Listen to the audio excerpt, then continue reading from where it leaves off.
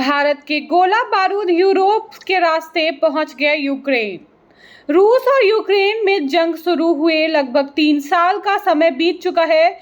इस बीच एक रिपोर्ट में दावा किया गया है कि भारतीय निर्मित तोप के गोले यूरोप के जरिए यूक्रेन पहुंच गए हैं।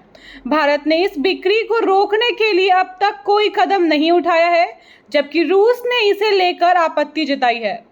रिपोर्ट के अनुसार गोला बारूद की कमी से जूझ रहे यूक्रेन को ये गोले 1 साल से मिल रहे हैं। भारतीय नियमों के अनुसार हथियारों का इस्तेमाल केवल खरीदारी ही कर सकते हैं। यूक्रेन को भारतीय गोला बारूद भेजने में इटली और चेक गणराज्य शामिल हैं। क्या है टेक्नोलॉजी वारफेयर जिससे इजराइल ने उड़ाए होश? दुनिया अब नए प्रकार के युद्ध की ओर बढ़ रही है, जहां परंपरागत लड़ाइयां पुरानी हो चली हैं। यूक्रेन रूस युद्ध और अन्य संघर्षों ने यह सवाल उठाया है।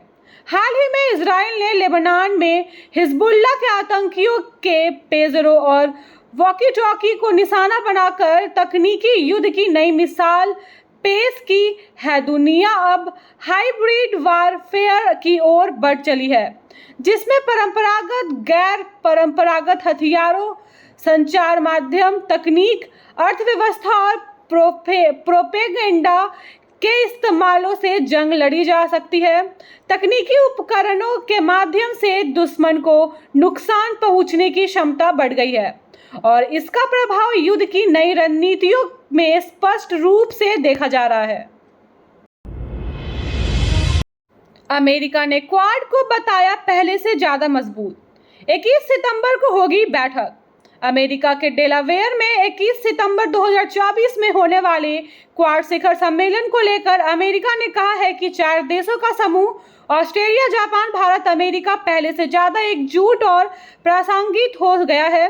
प्रधानमंत्री मोदी 21 सितंबर से अमेरिका के आधिकारिक दौरे के लिए 3 दिनों के लिए अमेरिका में रहेंगे, जहां वे क्वाड शिखर सम्मेलन में भाग लेंगे और संयुक्त राष्ट्र महासभा में भविष्य के शिखर सम्मेलन को संबोधित करेंगे।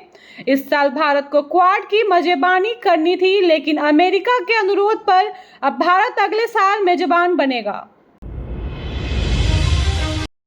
कनाडा अब विदेशी छात्रों की संख्या में करेगा कटौती। देश में अस्थायी प्रवासियों को बढ़ती संख्या को देखते हुए राजनीतिक चुनौतियों का सामना कर रही कनाडा सरकार ने बुधवार को बड़ी घोषणा की है। कनाडा ने कहा है कि 2025 से विदेशी छात्रों की संख्या में 10% की कटौती करेंगे। Immigration, refugees and citizenship Canada ने कहा कि पढ़ने की परमिट जारी करने की सीमा इस साल के लिए 4,48,000 के लक्ष्य से कम होकर 4,36,000 होगी। यह कटौती स्थायी विदेशी मजदूरों और शरणार्थियों पर भी लागू होगी और 2026 तक जारी होगी। तालिबान के राजदूत ने किया पाकिस्तान के राष्ट्रगान का अपमान। पाकिस्तान और अफगान तालिबान के बीच नया विवाद सामने आया है। पेशावर में अफगान महानिजदूत हाफिज मोहिबुल्लाह साखिर पाक राष्ट्रगान के दौरान बैठे रहे, जिससे पाकिस्तानियों में नाराजगी फैल गई। यह घटना मंगलवार को पेशावर में रहमतुल आलमीन सम्मेलन के दौरान हुआ। विशेषज्ञ इसे प्रोटोकॉल उल्लंघन और मेजबान देश के प्रति अनादर मान रहे हैं। कार्यक्रम का आयोजन खैबर पख्तूनख्वा के मुख्यमंत्री अली अमीन गंदापुर ने किया था।